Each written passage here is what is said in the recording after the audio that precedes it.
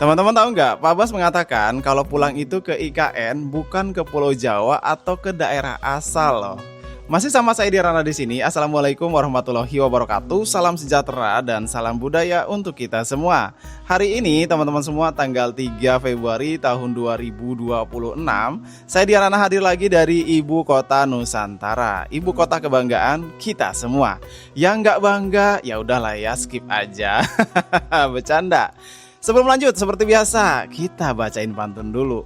Jalan-jalan ke Nusantara, tidak lupa membeli topi. Salam hangat dari Dian Rana. Mari simak kabar IKN hari ini. Oke, teman-teman semua, sambil kita melihat ke area ini ya, ke area yudikatif ya. Kawasan yudikatif atau komplek yudikatif yang berada di sebelah kanan dari Istana Garuda. Ini saya akan coba bacain rangkuman berita dari Kompas untuk Ibu Kota Nusantara. Nih ya, saya bacain dulu. Kepala Otorita IKN, Pak Bas, punya cara unik tapi serius untuk menanamkan rasa memiliki kepala pegawainya. Di Otorita IKN, kata pulang itu artinya ke IKN, bukan ke Jawa atau ke daerah asal.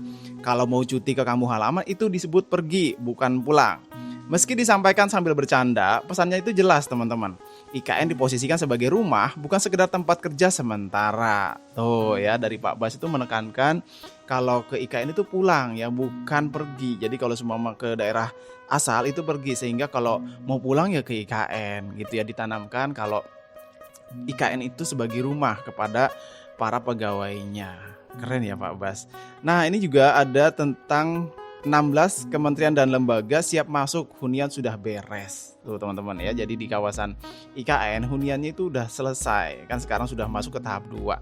Dan di depan kita ini kan embung ya teman-teman, embung atau pengendali banjir yang di sebelah kanan dari Istana Garuda di depan sana. Itu komplek yudikatif ya, komplek yudikatif yang saat ini tengah dikerjakan juga yudikatif dan juga legislatif. Nah, kalau yang di sebelah kanan ini kan yudikatif. Kalau kita lihat ya di kawasan embungnya kan memang ya keruh karena ya itu tadi kawasan sekitarnya masih dalam proses pengerjaan, sehingga ya embung-embung yang ada di sekitarnya pastinya akan keruh gitu. Tapi kalau semua sudah nanti selesai, saya percaya embung-embung ini bisa jernih gitu. Gimana pendapat teman-teman semua? Oke, setelah kita lihat di area komplek yudikatif, ini saya coba memperlihatkan ke area jalan akses ya. Kemarin kan juga minta dilihatkan Bang, coba dari drone jalan akses dari arah KIPP 1A sampai ke arah Gunadarma ya. Nah, kita akan coba lihat lagi bagaimana situasi terbarunya. Tapi sebelum ke sana, saya akan lihatkan bagian ini ya, pengendali banjir atau embung yang di sebelah kanan dari Istana Garuda. Ini cantik loh teman-teman kalau kita berada di kawasan ini, di bawah ini nih. Ada bangunan yang menyerupai mangkok, ya kan? Ya nggak teman-teman? Nah, ini situasi terbarunya. Oke, kita lanjutkan untuk ini ya, membaca rangkuman berita tadi. Fokus pembangunan sekarang sudah bergeser ke kesiapan ASN, teman-teman. Hunian dan perkantoran untuk ASN dari 16 kementerian dan lembaga sudah masuk tahap lanjut. Batch 1 sudah selesai 100%, sekarang masuk batch 2. Koordinasi dengan Kemenpan RB dan para sekjen KL juga terus berjalan supaya transisinya mulus, teman-teman. Nah, gitu ya.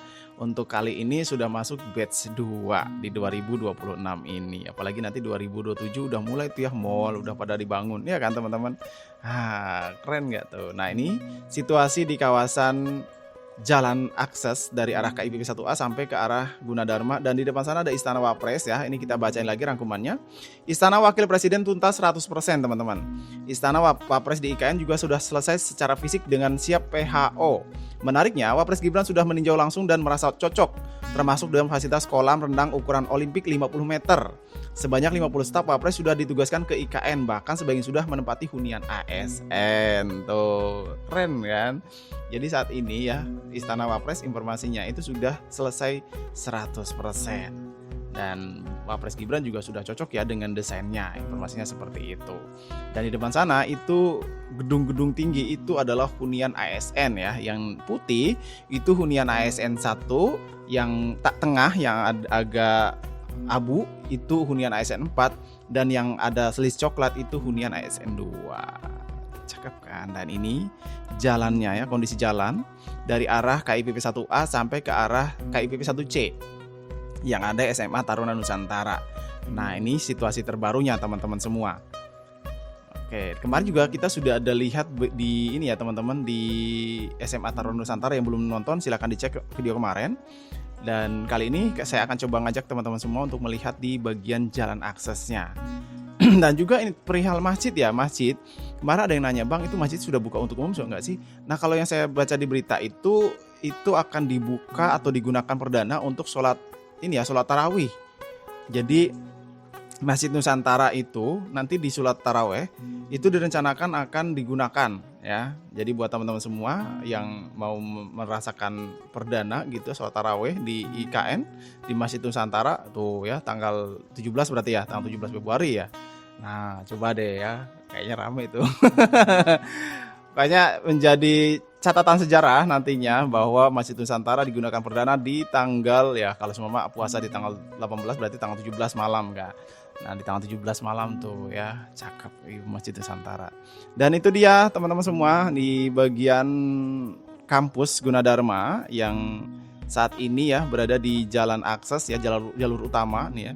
Jadi di jalur utama sementara ini kita lihat sudah ada kampus Gunadarma, Rumah Sakit Abdi Waluyo, Persemayan, SMA Taruna Nusantara. Jadi melintasi jalur ini ya. Training Center PSSI itu agak masuk ke dalam tapi tidak jauh, dan pokoknya kalau teman-teman dari arah Bandara Nusantara cobain deh ya ke ini ya, ke KIPP 1A melalui jalur akses ini.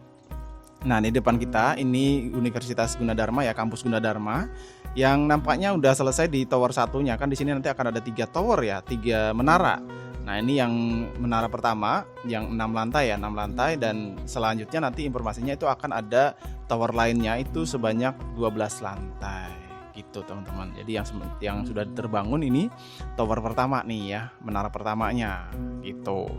Ini sambil kita melihat situasi terbarunya, saya akan coba putarin dulu di kawasan kampus Gunadarma.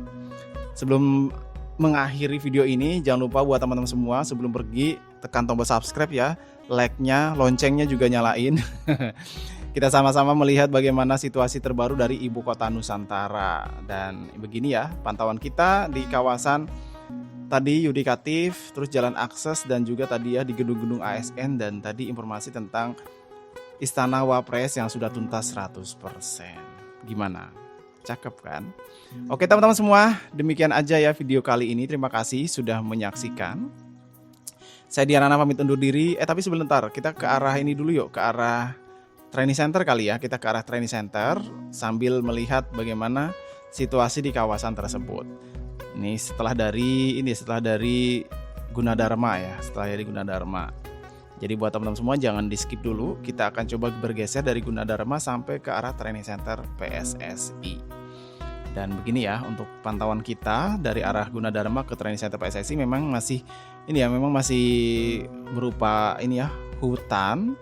Tapi bukan hutan yang belantara gitu kan, tapi masih hutan semacam hutan eukaliptus kan.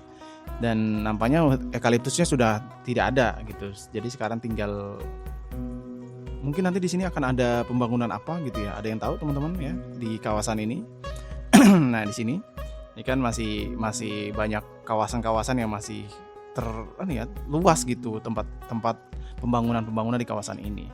Dan ini ya pantauan kita dari arah Universitas Gunadarma sampai ke training center PSSI teman-teman. Demikian pantauan kita teman-teman semua hari ini. Terima kasih sudah menyaksikan. Saya Diana pamit undur diri.